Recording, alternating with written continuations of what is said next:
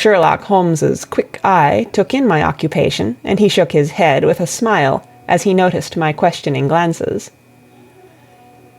Beyond the obvious facts that he has at some time done manual labor, that he takes snuff, that he is a Freemason, that he has been in China, and that he has done a considerable amount of writing lately, I can deduce nothing else. Mr. Jabez Wilson started up in his chair, with his forefinger upon the paper, but his eyes upon my companion. "How, in the name of good fortune, did you know all that, Mr. Holmes?" he asked. "How did you know, for example, that I did manual labor? It's as true as gospel, for I began as a ship's carpenter." "Your hands, my dear sir. Your right hand is quite a size larger than your left. You have worked with it, and the muscles are more developed." "Well, the snuff, then, and the Freemasonry."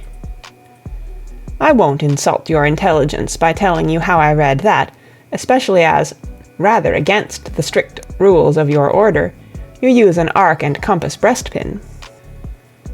"Ah, of course, I forgot that. But the writing?"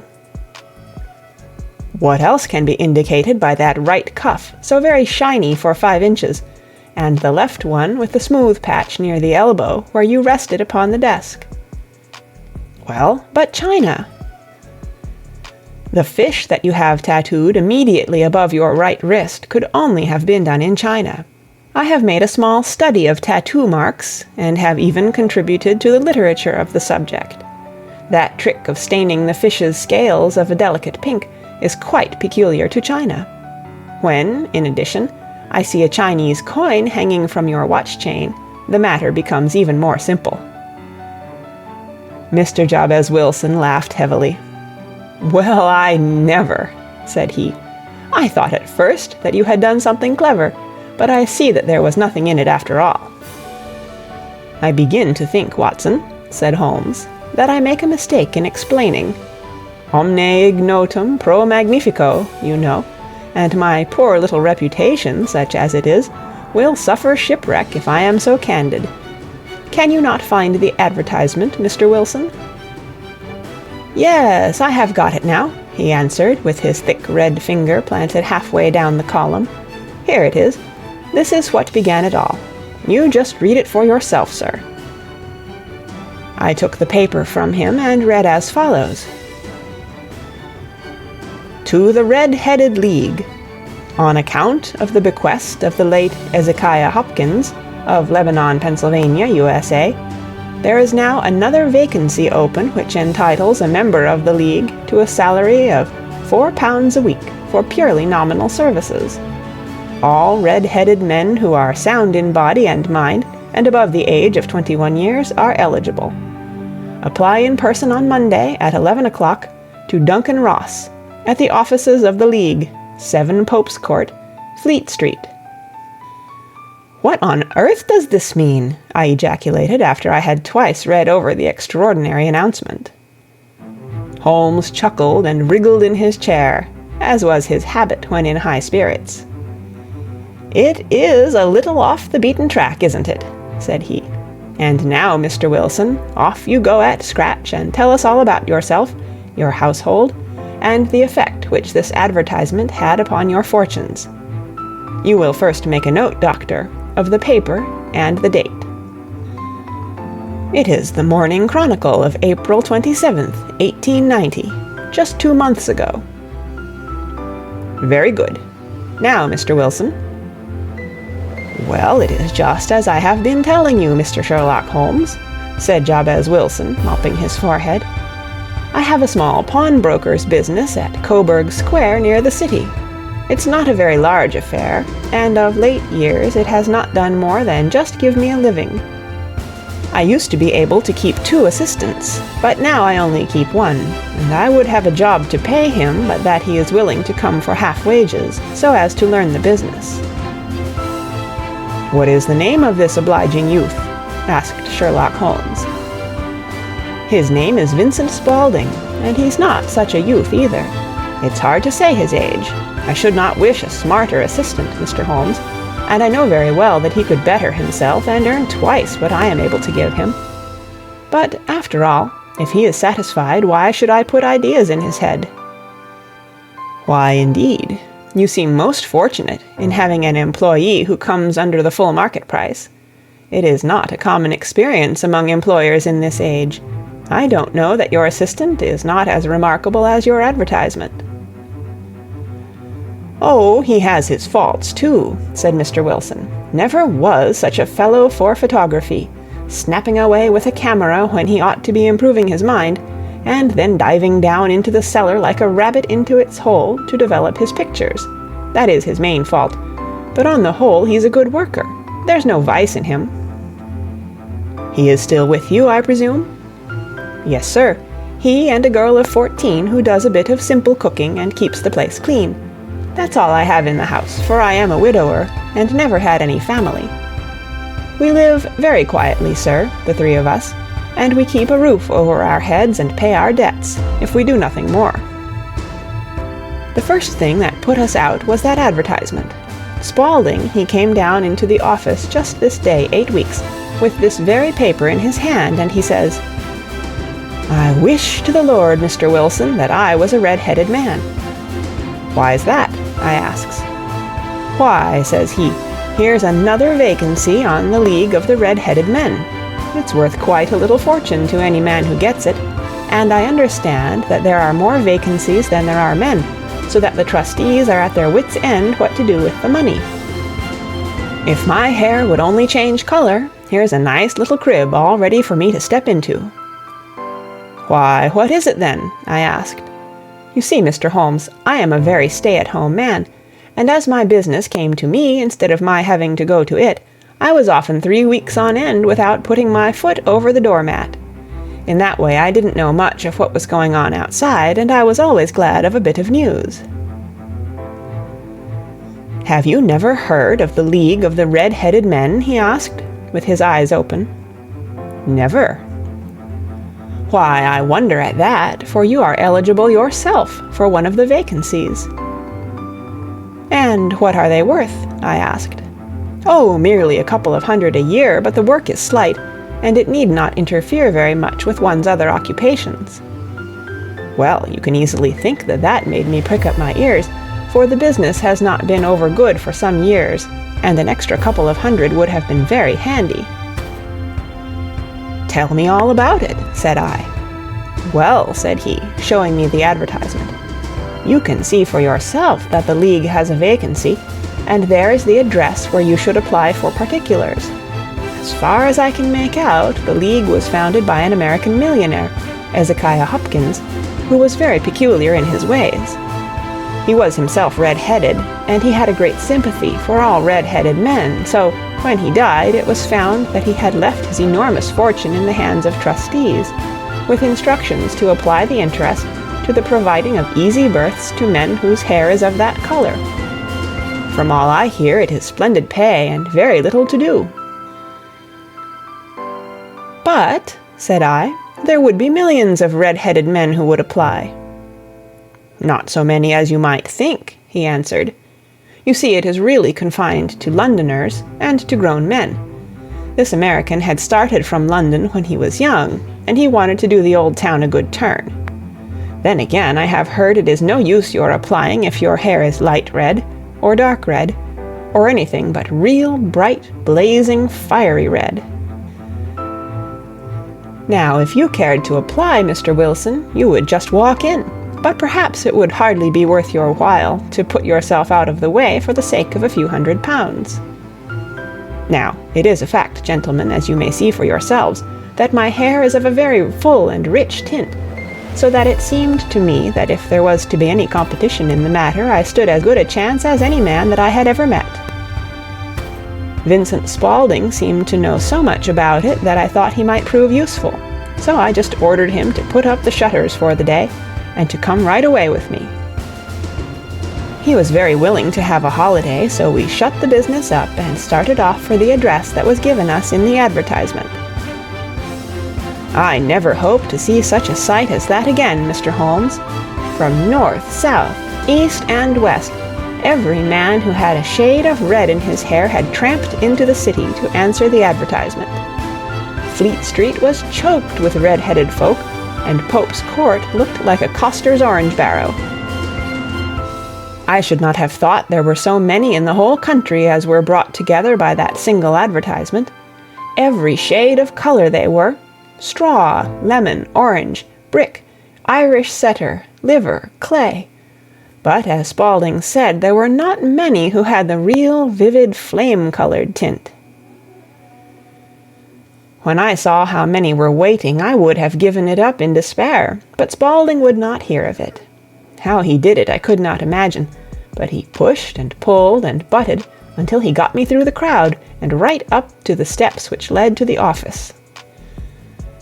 There was a double stream upon the stair, some going up in hope and some coming back dejected, but we wedged in as well as we could, and soon found ourselves in the office. "Your experience has been a most entertaining one," remarked Holmes, as his client paused and refreshed his memory with a huge pinch of snuff. "Pray continue your very interesting statement." There was nothing in the office but a couple of wooden chairs and a deal table, behind which sat a small man with a head that was even redder than mine. He said a few words to each candidate as he came up, and then he always managed to find some fault in them which would disqualify them. Getting a vacancy did not seem to be such a very easy matter after all. However, when our turn came, the little man was much more favourable to me than to any of the others, and he closed the door as we entered, so that he might have a private word with us. "This is Mr. Jabez Wilson," said my assistant, "and he is willing to fill a vacancy in the League." "And he is admirably suited for it," the other answered. "He has every requirement. I cannot recall when I have seen anything so fine."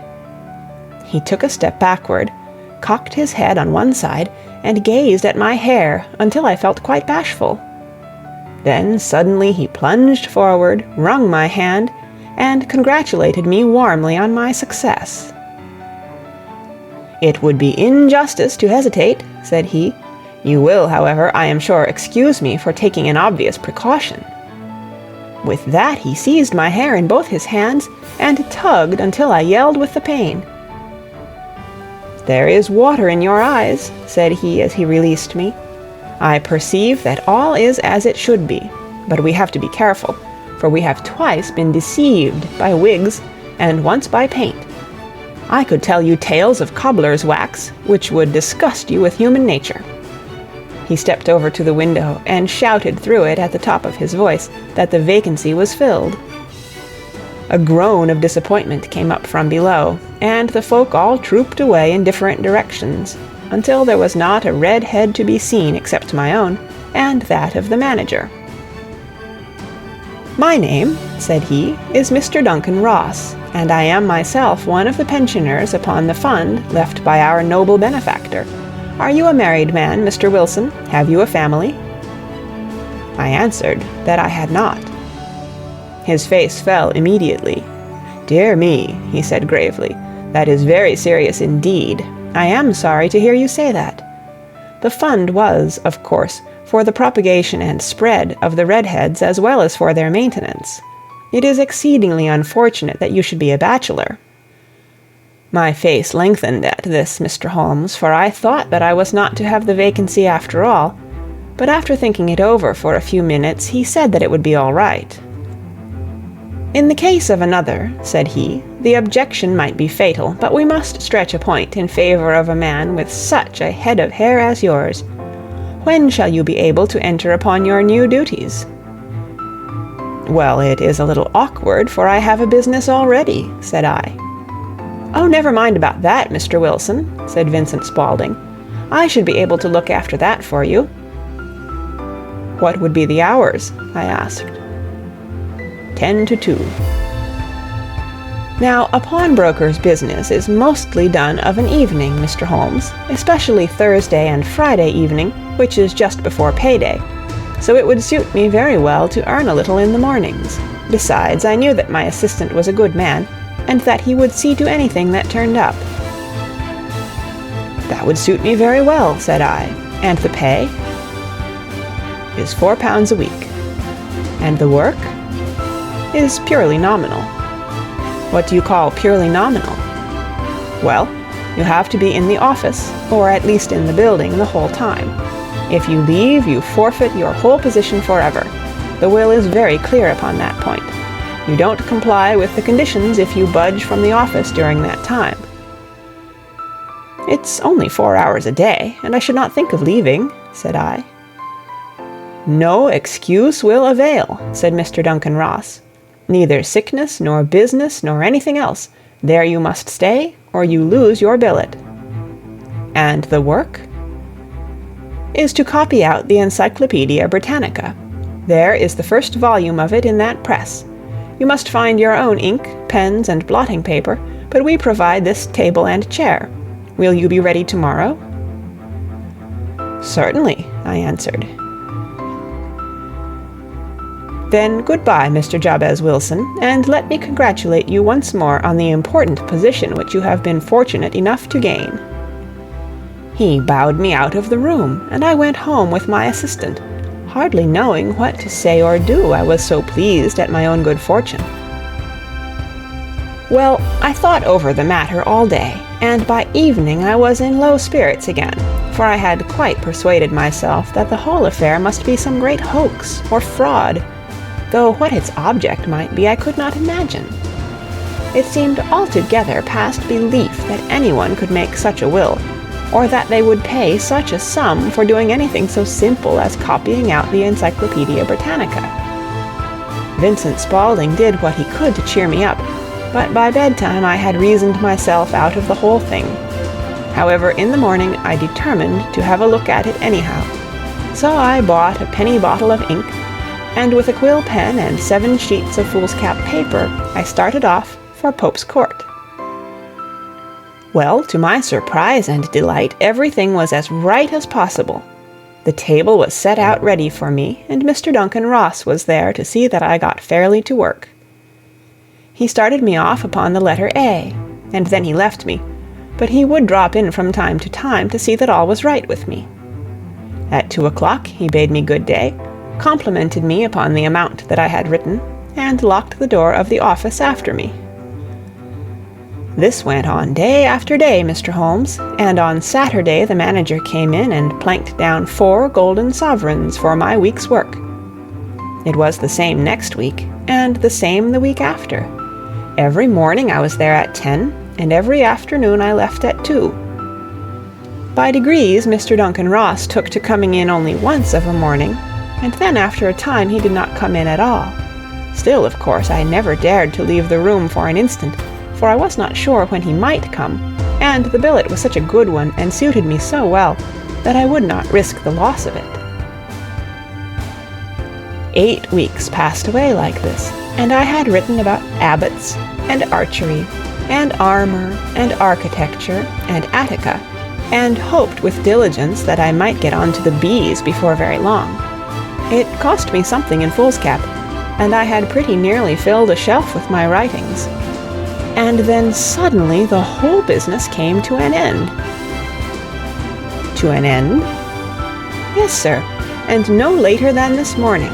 I went to my work as usual at 10 o'clock, but the door was shut and locked, with a little square of cardboard hammered onto the middle of the panel with a tack. Here it is, and you can read for yourself. He held up a piece of white cardboard about the size of a sheet of notepaper. It read in this fashion: "The Red-Headed League is dissolved. October 9, 1890. Sherlock Holmes and I surveyed this curt announcement, and the rueful face behind it, until the comical side of the affair so completely overtopped every other consideration that we both burst out into a roar of laughter. "I cannot see that there is anything very funny," cried our client, flushing up to the roots of his flaming head. "If you can do nothing better than laugh at me, I can go elsewhere." "No, no," cried Holmes, shoving him back into the chair from which he had half risen. "I really wouldn't miss your case for the world. It is most refreshingly unusual, but there is, if you will excuse my saying so, something just a little funny about it. Pray, what steps did you take when you found the card upon the door?" "I was staggered, sir. I did not know what to do. Then I called at the offices round, but none of them seemed to know anything about it. Finally, I went to the landlord, who is an accountant living on the ground floor, and I asked him if he could tell me what had become of the Red-Headed League. He said that he had never heard of any such body. Then I asked him who Mr. Duncan Ross was. He answered that the name was new to him. "Well," said I, "the gentleman at number 4. "What, the red-headed man?" "Yes." "Oh," said he, "his name was William Morris. He was a solicitor and was using my room as a temporary convenience until his new premises were ready. He moved out yesterday." "Where could I find him?" "Oh, at his new offices. He did tell me the address. Yes, 17 King Edward Street, near St. Paul's." I started off, Mr. Holmes, but when I got to that address, it was a manufactory of artificial kneecaps, and no one in it had ever heard of either Mr. William Morris or Mr. Duncan Ross. "And what did you do then?" asked Holmes. "I went home to Saxe-Coburg Square, and I took the advice of my assistant. But he could not help me in any way. He could only say that if I waited I should hear by post. But that was not quite good enough, Mr. Holmes. I did not wish to lose such a place without a struggle, so, as I had heard that you were good enough to give advice to poor folk who were in need of it, I came right away to you." "And you did very wisely," said Holmes. "Your case is an exceedingly remarkable one, and I shall be happy to look into it. From what you have told me, I think that it is possible that graver issues hang from it than might at first sight appear." "Grave enough," said Mr. Jabez Wilson. "Why, I have lost £4 a week." "As far as you are personally concerned," remarked Holmes, "I do not see that you have any grievance against this extraordinary league. On the contrary, you are, as I understand, richer by some £30, to say nothing of the minute knowledge which you have gained on every subject which comes under the letter A. You have lost nothing by them." "No, sir, but I want to find out about them and who they are and what their object was in playing this prank, if it was a prank, upon me. It was a pretty expensive joke for them, for it cost them £32. "We shall endeavour to clear up these points for you. And first, 1 or 2 questions, Mr. Wilson. This assistant of yours who first called your attention to the advertisement, how long had he been with you?" "About a month, then." "How did he come?" "In answer to an advertisement." "Was he the only applicant?" "No, I had a dozen." "Why did you pick him?" "Because he was handy and would come cheap." "At half wages, in fact?" "Yes." "What is he like, this Vincent Spaulding?" "Small, stout-built, very quick in his ways, no hair on his face, though he's not short of 30, has a white splash of acid upon his forehead." Holmes sat up in his chair in considerable excitement. "I thought as much," said he. "Have you ever observed that his ears are pierced for earrings?" "Yes, sir. He told me that a gypsy had done it for him when he was a lad." Said Holmes, sinking back in deep thought. "He is still with you?" "Oh, yes, sir. I have only just left him." "And has your business been attended to in your absence?" "Nothing to complain of, sir. There's never very much to do of a morning." "That will do, Mr. Wilson. I shall be happy to give you an opinion upon the subject in the course of a day or two. Today is Saturday, and I hope that by Monday we may come to a conclusion." "Well, Watson," said Holmes, when our visitor had left us, "what do you make of it all?" "I make nothing of it," I answered frankly. "It is a most mysterious business." "As a rule," said Holmes, "the more bizarre a thing is, the less mysterious it proves to be. It is your commonplace, featureless crimes which are really puzzling, just as a commonplace face is the most difficult to identify. But I must be prompt over this matter." "What are you going to do then?" I asked. "To smoke," he answered. "It is quite a three-pipe problem, and I beg that you won't speak to me for 50 minutes." He curled himself up in his chair, with his thin knees drawn up to his hawk-like nose, and there he sat with his eyes closed, and his black clay pipe thrusting out like the bill of some strange bird. I had come to the conclusion that he had dropped asleep, and indeed was nodding myself, when he suddenly sprang out of his chair with the gesture of a man who has made up his mind, and put his pipe down upon the mantelpiece. "Sarasate plays at the St. James Hall this afternoon," he remarked. "What do you think, Watson? Could your patients spare you for a few hours?" "I have nothing to do today. My practice is never very absorbing." "Then put on your hat and come. I am going through the city first, and we can have some lunch on the way. I observe that there is a good deal of German music on the program, which is rather more to my taste than Italian or French. It is introspective, and I want to introspect. Come along." We traveled by the Underground as far as Aldersgate, and a short walk took us to Saxe-Coburg Square, the scene of the singular story which we had listened to in the morning. It was a poky, little, shabby-genteel place, where 4 lines of dingy 2-storied brick houses looked out into a small, railed-in enclosure, where a lawn of weedy grass and a few clumps of faded laurel bushes made a hard fight against a smoke-laden and uncongenial atmosphere. 3 gilt balls and a brown board with "Jabez Wilson" in white letters upon a corner house announced the place where our red-headed client carried on his business. Sherlock Holmes stepped in front of it with his head on one side and looked it all over, with his eyes shining brightly between puckered lids. Then he walked slowly up the street, and then down again to the corner, still looking keenly at the houses.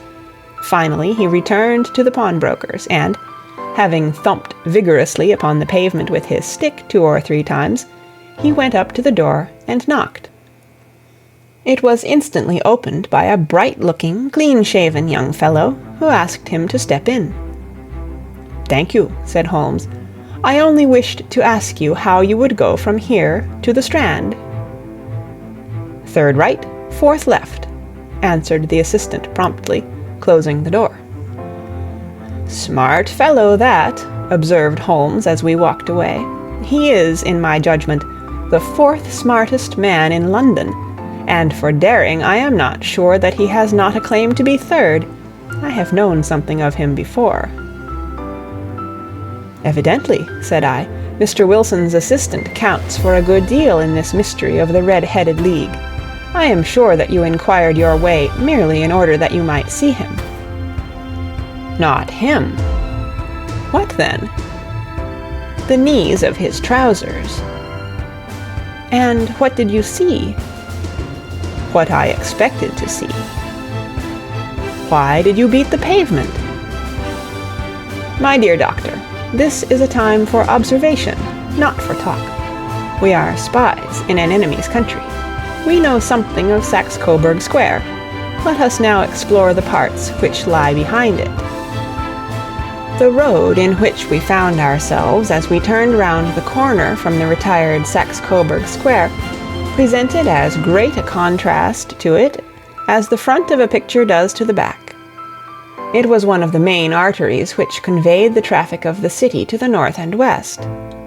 The roadway was blocked with the immense stream of commerce flowing in a double tide inward and outward, while the footpaths were black with the hurrying swarm of pedestrians. It was difficult to realize, as we looked at the line of fine shops and stately business premises, that they really abutted on the other side upon the faded and stagnant square which we had just quitted. "Let me see," said Holmes, standing at the corner and glancing along the line. "I should like just to remember the order of the houses here. It is a hobby of mine to have an exact knowledge of London. There is Mortimer's, the tobacconist, the little newspaper shop, the Coburg branch of the City and Suburban Bank, the vegetarian restaurant, and McFarland's carriage building depot. That carries us right on to the other block. And now, Doctor, we've done our work, so it's time we had some play. A sandwich and a cup of coffee, and then off to Violin Land, where all is sweetness and delicacy and harmony, and there are no red-headed clients to vex us with their conundrums. My friend was an enthusiastic musician, being himself not only a very capable performer, but a composer of no ordinary merit. All the afternoon he sat in the stalls, wrapped in the most perfect happiness, gently waving his long, thin fingers in time to the music, while his gently smiling face and his languid, dreamy eyes were as unlike those of Holmes the sleuth-hound, Holmes the relentless, keen-witted, ready-handed criminal agent, as it was possible to conceive. In his singular character, the dual nature alternately asserted itself, and his extreme exactness and astuteness represented, as I have often thought, the reaction against the poetic and contemplative mood which occasionally predominated in him.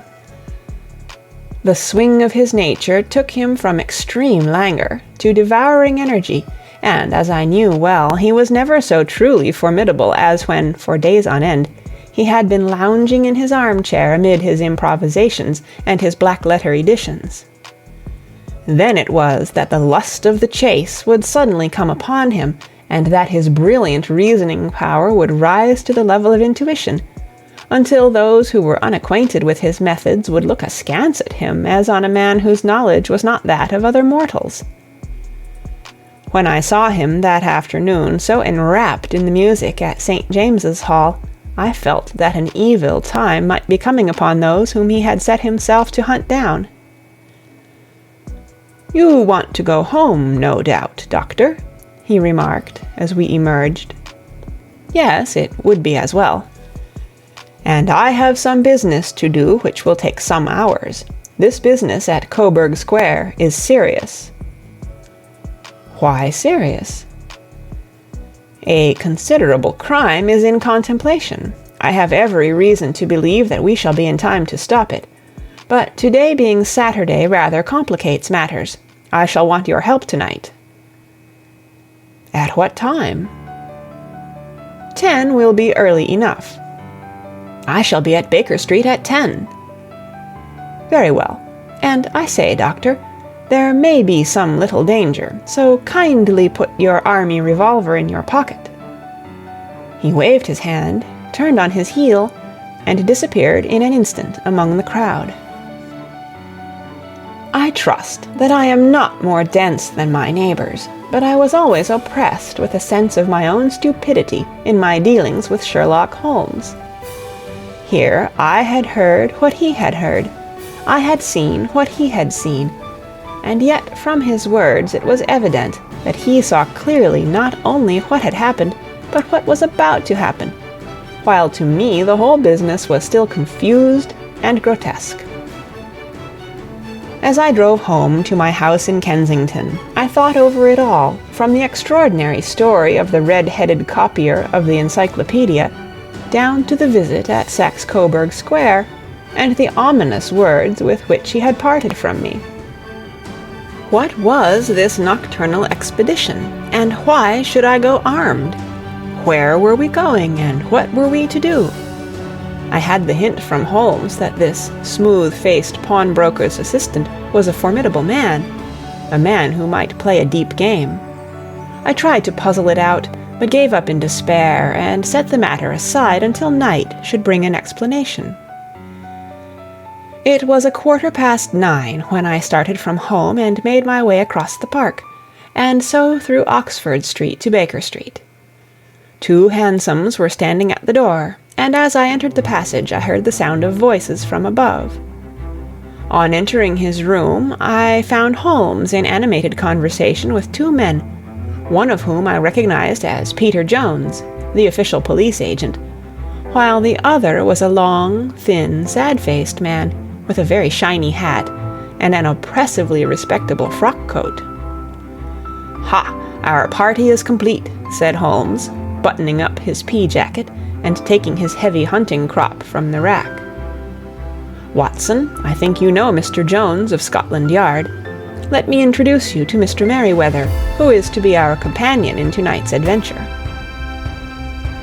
"We're hunting in couples again, Doctor, you see," said Jones in his consequential way. "Our friend here is a wonderful man for starting a chase. All he wants is an old dog to help him do the running down."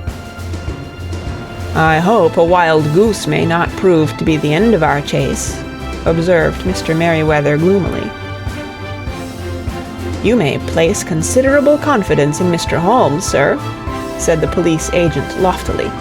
"He has his own little methods, which are, if he won't mind my saying so, just a little too theoretical and fantastic, but he has the makings of a detective in him. It is not too much to say that once or twice, as in that business of the Sholto murder and the Agra treasure, he has been more nearly correct than the official force." "Oh, if you say so, Mr. Jones, it is all right," said the stranger with deference. "Still, I confess that I miss my rubber. It is the first Saturday night for 27 years that I have not had my rubber."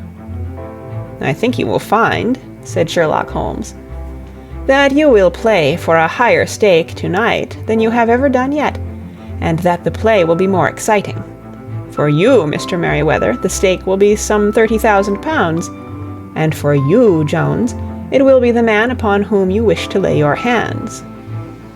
John Clay, the murderer, thief, smasher, and forger. He's a young man, Mr. Merryweather, but he is at the head of his profession, and I would rather have my bracelets on him than on any criminal in London. He's a remarkable man, is young John Clay. His grandfather was a royal duke, and he himself has been to Eton and Oxford. His brain is as cunning as his fingers, and though we meet signs of him at every turn, we never know where to find the man himself. He'll crack a crib in Scotland one week, and be raising money to build an orphanage in Cornwall the next. I've been on his track for years, and have never set eyes on him yet. I hope that I may have the pleasure of introducing you tonight. I've had one or two little turns also with Mr. John Clay, and I agree with you that he is at the head of his profession. It is past 10, however, and quite time that we started. If you two will take the first hansom, Watson and I will follow in the second." Sherlock Holmes was not very communicative during the long drive, and lay back in the cab humming the tunes which he had heard in the afternoon. We rattled through an endless labyrinth of gas-lit streets, until we emerged into Farrington Street. "We are close there now," my friend remarked. "This fellow Merryweather is a bank director, and personally interested in the matter. I thought it as well to have Jones with us also. He is not a bad fellow, though an absolute imbecile in his profession. He has one positive virtue. He is as brave as a bulldog, and as tenacious as a lobster if he gets his claws upon anyone. Here we are, and they are waiting for us." We had reached the same crowded thoroughfare in which we had found ourselves in the morning. Our cabs were dismissed, and, following the guidance of Mr. Merryweather, we passed down a narrow passage and through a side door, which he opened for us. Within there was a small corridor, which ended in a very massive iron grate. This also was opened, and led down a flight of winding stone steps, which terminated at another formidable gate. Mr. Merryweather stopped to light a lantern, and then conducted us down a dark, earth-smelling passage, and so, after opening a third door, into a huge vault or cellar, which was piled all round with crates and massive boxes. "You are not very vulnerable from above," Holmes remarked as he held up the lantern and gazed about him. "Nor from below," said Mr. Merryweather, striking his stick upon the flags which lined the floor. "Why, dear me, it sounds quite hollow," he remarked, looking up in surprise. "I must really ask you to be a little more quiet," said Holmes severely. You have already imperiled the whole success of our expedition. Might I beg that you would have the goodness to sit down upon one of those boxes, and not to interfere?" The solemn Mr. Merryweather perched himself upon a crate, with a very injured expression upon his face, while Holmes fell upon his knees upon the floor, and, with the lantern and a magnifying lens, began to examine minutely the cracks between the stones. A few seconds sufficed to satisfy him, for he sprang to his feet again and put his glass in his pocket. "We have at least an hour before us," he remarked, "for they can hardly take any steps until the good pawnbroker is safely in bed. Then they will not lose a minute, for the sooner they do their work, the longer time they will have for their escape. We are at present, Doctor, as no doubt you have divined, in the cellar of the City branch of one of the principal London banks. Mr. Merryweather is the chairman of directors, and he will explain to you that there are reasons why the more daring criminals of London should take a considerable interest in this cellar at present." "It is our French gold," whispered the director. "We have had several warnings that an attempt might be made upon it." "Your French gold?" "Yes. We had occasion some months ago to strengthen our resources, and borrowed for that purpose 30,000 Napoleons from the Bank of France. It has become known that we have never had an occasion to unpack the money, and that it is still lying in our cellar. The crate upon which I sit contains 2,000 Napoleons, packed between layers of lead foil. Our reserve of bullion is much larger at present than is usually kept in a single branch office, and the directors have had misgivings upon the subject." "Which were very well justified," observed Holmes. "And now it is time that we arranged our little plans. I expect that within an hour matters will come to a head. In the meantime, Mr. Merryweather, we must put the screen over that dark lantern." "And sit in the dark?" "I am afraid so. I had brought a pack of cards in my pocket, and I thought that, as we were a partie carrée, you might have your rubber after all. But I see that the enemy's preparations have gone so far that we cannot risk the presence of a light. And first of all we must choose our positions. These are daring men, and though we shall take them at a disadvantage, they may do us some harm unless we are careful. I shall stand behind this crate, and do you conceal yourselves behind those. Then, when I flash a light upon them, close in swiftly. If they fire, Watson, have no compunction about shooting them down."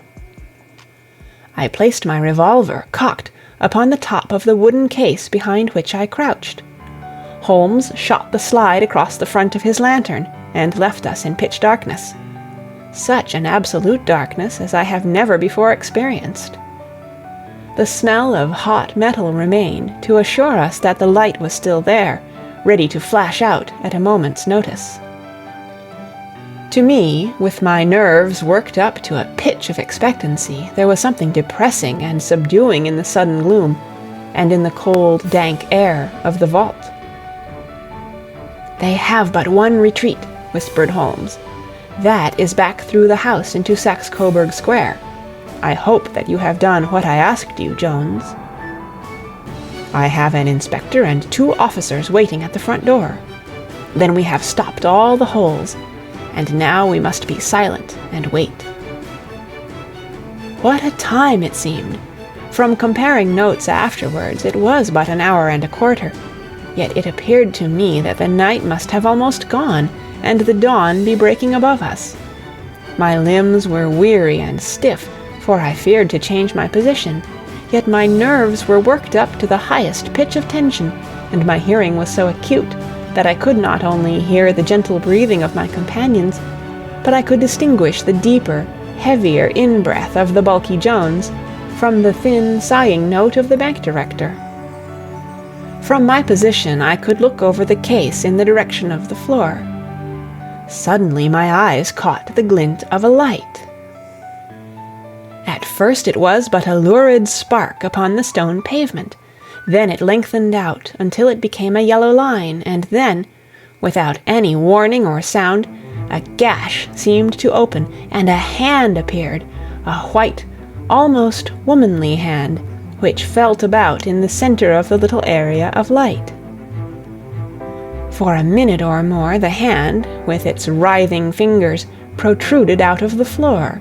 Then it was withdrawn as suddenly as it appeared, and all was dark again save the single lurid spark, which marked a chink between the stones. Its disappearance, however, was but momentary.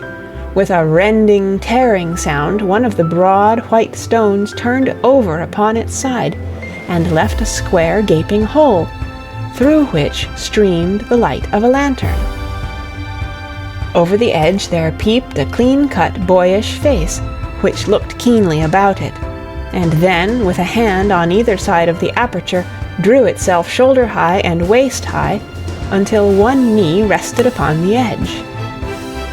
In another instant he stood at the side of the hole and was hauling after him a companion, lithe and small like himself, with a pale face and a shock of very red hair.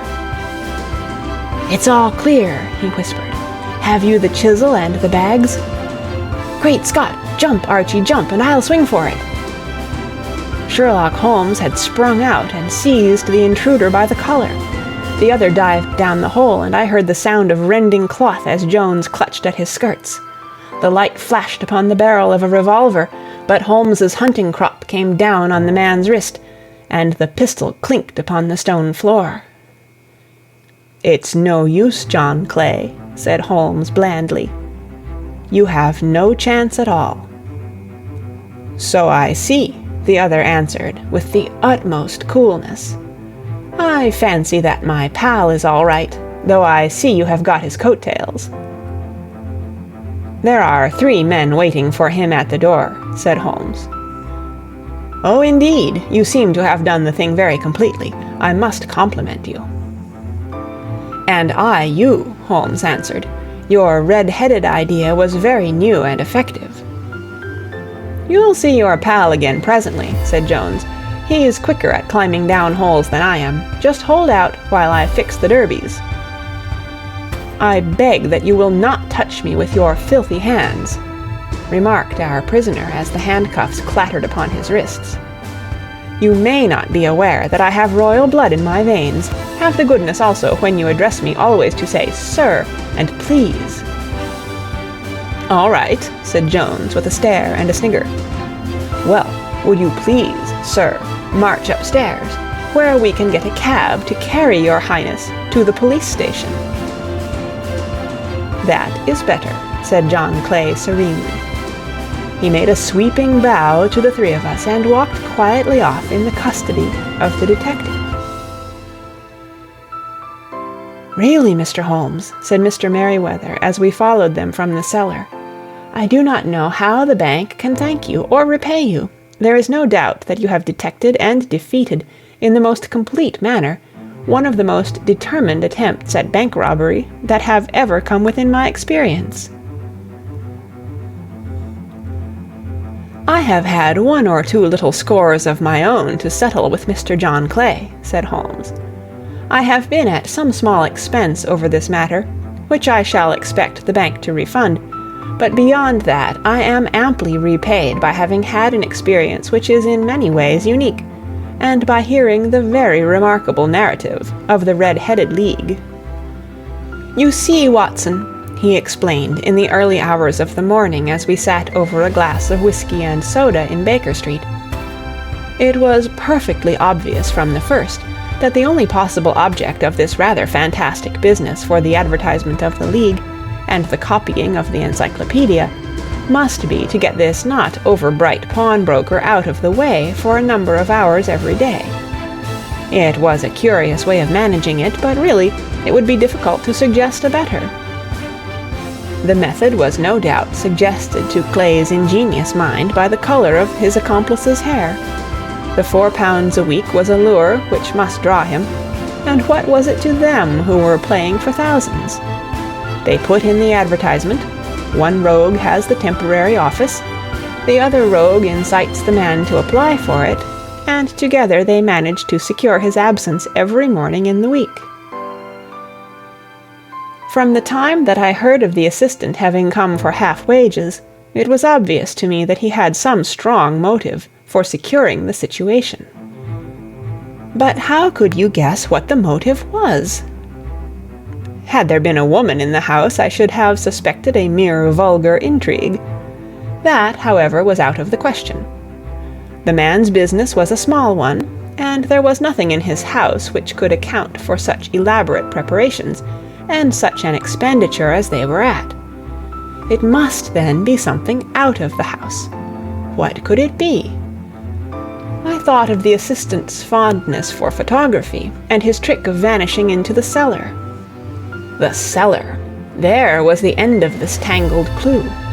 Then I made inquiries as to this mysterious assistant, and found that I had to deal with one of the coolest and most daring criminals in London.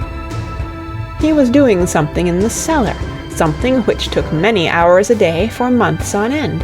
What could it be, once more? I could think of nothing save that he was running a tunnel to some other building. So far I had got when we went to visit the scene of action. I surprised you by beating upon the pavement with my stick. I was ascertaining whether the cellar stretched out in front or behind. It was not in front. Then I rang the bell, and as I hoped, the assistant answered it. We have had some skirmishes, but we had never set eyes upon each other before. I hardly looked at his face. His knees were what I wished to see. You must yourself have remarked how worn, wrinkled, and stained they were. They spoke of those hours of burrowing. The only remaining point was what they were burrowing for. I walked round the corner, saw the City and Suburban Bank abutted on our friend's premises, and felt that I had solved my problem. When you drove home after the concert, I called upon Scotland Yard and upon the chairman of the bank directors, with the result that you have seen. And how could you tell that they would make their attempt tonight? I asked. Well, when they closed their league offices, that was a sign that they cared no longer about Mr. Jabez Wilson's presence. In other words, that they had completed their tunnel. But it was essential that they should use it soon, as it might be discovered, or the bullion might be removed. Saturday would suit them better than any other day, as it would give them 2 days for their escape.